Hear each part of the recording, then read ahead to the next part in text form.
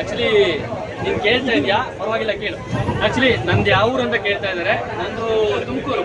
ತುಮಕೂರು ಕೇಳಿದ್ರಲ್ಲ, ಎಲ್ಲರೂ ಕೇಳಿದ್ದೀರಾ ತುಮಕೂರು? ತುಮಕೂರಿಗೆ ಇನ್ನೊಂದು ಹೆಸರು ಏನಂತ ಇದೆ ಹೇಳಿ, ಯಾರಿಗಾದ್ರೂ ಗೊತ್ತಾ? ಸಿದ್ಧಗಂಗಾ ಮಠ ಫೇಮಸ್. ಸಿದ್ಧಗಂಗಾ ಮಠ ಗೊತ್ತಾ? ಗೊತ್ತಾ? ಸಿದ್ಧಗಂಗಾ ಮಠ ಗೊತ್ತಾ? ತುಂಬಾ ಫೇಮಸ್. ಅಲ್ಲಿ ನಡೆದಾಡುವ ದೇವರು ಅಂತಾನೆ ಕರೀತಾರೆ ಶಿವಕುಮಾರ ಸ್ವಾಮಿಗಳನ್ನ. ತುಮಕೂರ್ಗೆ ಇನ್ನೊಂದು ಹೆಸರು ಹೇಳ್ದವ್ರಿಗೊಂದು ಪ್ರೈಸ್. ಸರಿನಾ? ಈಗ ನೀವು ಯಾರ ಹತ್ರ ಬೇಕಾದ್ರೂ ಸಪೋರ್ಟ್ ತಗೋಬಹುದು, ನೀವು ಗೂಗಲ್ ಬೇಕಾದ್ರೂ ಯೂಸ್ ಮಾಡ್ಬೋದು. ಸರಿನಾ? ತುಮಕೂರ್ಗೆ ಇನ್ನೊಂದು ಹೆಸರು ಇದೆ, ಅಂದ್ರೆ ಇನ್ನೊಂದು ಹೆಸರು ಕರೀತಾರೆ ತುಮಕೂರ್ನ.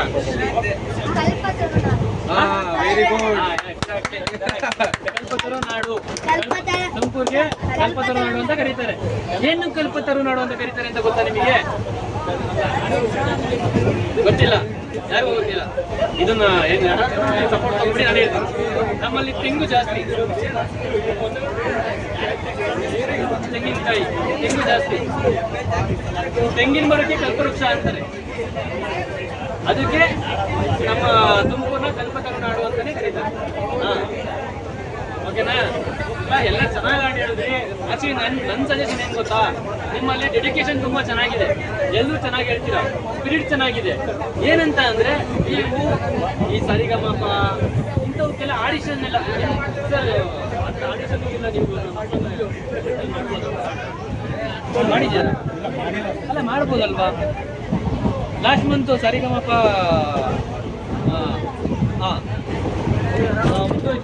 ಆಡಿಷನ್ ಇತ್ತು, ಅವಾಗ ಮಾಡ್ಬೋದಿತ್ತಪ್ಪ.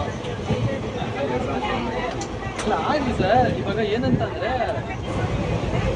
ಈ ಏಜಲ್ಲಿ ಎಕ್ಸಾಮ್ಸ್ ಎಲ್ಲ ಅಷ್ಟು ಲೆಕ್ಕ ಇರಲ್ಲ.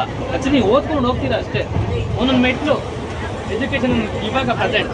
ಬಟ್ ನೀವು ಅದರಲ್ಲಿ ಒಂದ್ಸಲ ರೂಪಿಸ್ಕೊಂಡ್ರಿ ಅಂದ್ರೆ ಒಬ್ಬೊಬ್ರು ಸೆಲೆಬ್ರಿಟಿಗಳ ಥರ. ಇವಾಗ ನೀವು ಒಬ್ಬೊಬ್ರು ಟಿವಿಲಿ ಬರ್ತಾ ಇದ್ದೀರಾ ಅಂದ್ರೆ ನಿಮ್ಮ ಮನೆಯವ್ರು ಮಾತಾಡಲ್ಲ, ನಿಮ್ಮ ಊರವ್ರೆಲ್ಲ ಮಾತಾಡ್ತಾರೆ.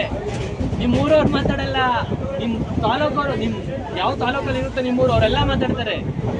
ನೆಕ್ಸ್ಟ್ ಡಿಸ್ಟಿಕ್ಕು, ಆಮೇಲೆ ಬೇರೆ ಬೇರೆ ಡಿಸ್ಟಿಕ್ಕು, ಆಮೇಲೆ ಮತ್ತೆ ರಾಜ್ಯ. ಇಡೀ ಕರ್ನಾಟಕಕ್ಕೆ ನೀವು ಯಾರು ಅಂತ ಗೊತ್ತಾಗ್ತೀರಾ. ತುಂಬಾ ಮಕ್ಕಳು ಪ್ರೆಸೆಂಟ್ ಇವಾಗ ಅದರಲ್ಲಿ ಭಾಗ. ಆಕ್ಚುಲಿ ನಿಮ್ಮಲ್ಲಿ ಎಬಿಲಿಟಿ ತುಂಬಾ ಇದೆ, ನಿಮ್ಮ ಕೈಲಿ ಆಗಲ್ಲ ಅನ್ನಲ್ಲ. ನಿಜವಾಗ್ಲೂ ಸೀರಿಯಸ್ಲಿ ಇವಳು ಆವಾಗಲೇ ಸೈಲೆಂಟ್ ಆಗಿದ್ದಾಳೆ, ಆವಾಗಲೇ ಸೈಲೆಂಟ್ ಆಗಿ. ನಾನು ಇವಳು ಕೈ ಎತ್ತಿ ಅಂತ ಕಾಯ್ತಾ ಇದ್ದೀನಿ, ಬಟ್ ಕೈ ಎತ್ತುತ್ತಾ ಇರಲಿಲ್ಲ. But very talented. ಶಬಾಷ್. ನೋಡಿ, ಪ್ರಯತ್ನ ಪಡಿ. ಸರಿ, ಎಲ್ಲ ಮಕ್ಳಿಗೆ ಗೊತ್ತಾಗಲ್ಲ. ಆಕ್ಚುಲಿ ನೀವು ಏನಂತ ಅಂದ್ರೆ ಆ ಥರ ಇದ್ದಾಗ ಮಕ್ಕಳನ್ನ ಅವ್ರಿಗೆ ಸ್ವಲ್ಪ ಹುಮ್ಮಸ್ ತುಂಬಿ ಅವ್ರನ್ನ ಅದರಲ್ಲಿ ಭಾಗವಹಿಸೋ ಥರ ನೀವು ಮಾಡಬೇಕು. ಬಟ್ ಆ ಥರ ಇದ್ದಾಗ ಸರ್ ಉಪಯೋಗಿಸ್ಬಿಡಿ. ಯಾಕೆಂದ್ರೆ ದಿನೇ ದಿನೇ ಏಜ್ ಆಗ್ತಾ ಇರುತ್ತೆ, ದಿನೇ ದಿನೇ ದೊಡ್ಡವ್ರಾಗ್ತಾ ಇರ್ತೀವಿ, ಚಿಕ್ಕವರಾಗಲ್ಲ.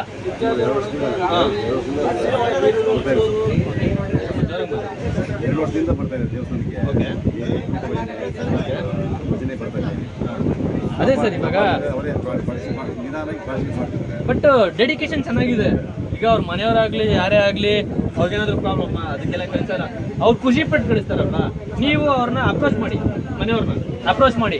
ಇವರು ದಿನನಿತ್ಯ ಈ ಥರ ಎಲ್ಲ ಪ್ರಾಕ್ಟೀಸ್ ಮಾಡ್ತಾರೆ, ಇಷ್ಟೆಲ್ಲ ತುಂಬ ಡೆಡಿಕೇಶನ್ ಇದೆ ಅಂದರೆ ಗ್ಯಾರಂಟಿ ಇವರೆಲ್ಲ ಅಲ್ಲಿ ಭಾಗವಹಿಸ್ಬೇಕು. ಅಂದರೆ ಇವರೆಲ್ಲ ಆಡಿಷನ್ ತಿಳ್ಕೊಂಡು ನೀವು ದೊಡ್ಡವರಾಗಿ ನೆಕ್ಸ್ಟ್ ಟೈಮಿಂದ ಆ ಥರ ಆಡಿಷನ್ ಇದ್ದಾಗ ಯಾವುದೇ ಕಾರಣಕ್ಕೂ ಸ್ಕಿಪ್ ಮಾಡಬೇಡಿ. ಪ್ರತಿಯೊಬ್ಬರಿಗೂ ಚಾನ್ಸ್ ಕೊಡಿಸಿ. ಒಂದೇ ಡಿಸ್ಟಿಕ್ಕಿಂದ ಇಷ್ಟು ಜನ ಹೋದ್ರೂ ಪರವಾಗಿಲ್ಲ, ಇಷ್ಟು ಜನದಲ್ಲಿ ಯಾರಾದರೂ ಒಬ್ಬರಾದ್ರೂ ಸೆಲೆಕ್ಟ್ ಆಗ್ತಾರಾ? ಒಂದೊಂದ್ಸಲ ಆಡಿಷನಲ್ಲಿ ಒಬ್ಬೊಬ್ರು ಸೆಲೆಕ್ಟ್ ಆದರೆ ಅಲ್ವಾ? ಇದನ್ನ ತಲೆಯಲ್ಲಿ ಇಟ್ಕೊಳ್ಳಿ. ಸರಿಗಮಪ ಜೂನಿಯರ್ಸ್ನ ಖಂಡಿತವಾಗ್ಲೂ ಎಲ್ಲ ನೋಡಿ. ಅವಾಗ ಅಲ್ಲ ನೋಡಿದ್ದೀರಲ್ವಾ ಸರಿಗಮಪನ? ಎಲ್ಲರೂ ನೋಡಿದ್ದೀರಾ? ನೀನು ಮಾತಾಡ್ತಾ ಇಲ್ಲ, ನೋಡಿದ್ಯಾ ತಾನೆ? ಎಲ್ಲರೂ ನೋಡಿದ್ದೀರಾ? ನಿಮ್ಗೆ ಎಲ್ರಿಗೂ ಅಲ್ಲಿ ಹೋಗ್ಬೇಕಂತ ಇಷ್ಟ ಐತೆ ತಾನೆ? ಇಷ್ಟ ಇದೆ ತಾನೆ? ನೀವೆಲ್ಲ ಸರಿಗಮಪ ನೋಡ್ತೀರಾ. ಅಲ್ಲಿ ಸರಿಗಮಪ ಬರ್ತಾ ಇದೆ, ನಿಮ್ಮ ಥರನೇ ಚಿಕ್ಕ ಹುಡುಗರೆಲ್ಲ ಅಲ್ಲಿ ಕಾಂಪೀಟ್ ಮಾಡ್ತಾ ಇರ್ತಾರೆ, ಅಲ್ಲಿ ಹಾಡು ಹೇಳ್ತಾ ಇರ್ತಾರೆ. ಅವಾಗ ನಿಮ್ಗೆ ಅನ್ಸಲ್ವಾ ನನಗೂ ಬರುತ್ತೆ, ನಾನು ಅದ್ರಲ್ಲಿ ಭಾಗವಹಿಸ್ಬೋದಲ್ವಾ ಅನ್ಸುತ್ತಲ್ವಾ? ಅವಾಗ ಮನೆಯವ್ರನ್ನ ಅಪ್ರೋಚ್ ಮಾಡಿ, ಮನೆಯವ್ರನ್ನ ಕೇಳ್ರಿ, ನಾನು ಅಲ್ಲಿ ಭಾಗವಹಿಸ್ತೀನಿ ಅಂತ. ಆಕ್ಚುಲಿ ಇದು ಯಾರು ಸ್ವತ್ತು ಅಲ್ಲ, ಫಸ್ಟ್ ಸೆಲೆಕ್ಷನ್. ನೀವು ಹೋಗಿ ಆಡ್ತೀರಾ, ನೀವು ಚೆನ್ನಾಗಿ ಆಡಿದ್ರೆ ನೀವು ಸೆಲೆಕ್ಟ್ ಆಗ್ತೀರಾ. ಸರಿನಾ? ಇಂಡಿವಿಜುವಲ್ಗೆ ಎಲ್ಲರೂ ಪಾರ್ಟಿಸಿಪೇಟ್ ಮಾಡ್ಬೋದು, ಎಲ್ಲರೂ, ಪ್ರತಿಯೊಬ್ರು. ಓಕೆನಾ? ಇವಾಗ ನಿಮ್ಮ ಕಡೆಯಿಂದ ನಾನು ಎಕ್ಸ್ಪೆಕ್ಟ್ ಮಾಡ್ತಾ ಇರೋದು ಒಂದು, ನಿಮ್ಗೆ ನಿಮ್ಮೆಲ್ಲರಿಗೂ ಇಷ್ಟವಾಗಿರೋಂಥ ಒಂದು ಸಾಂಗ್ನ ಫೈನಲ್ ಆಗಿ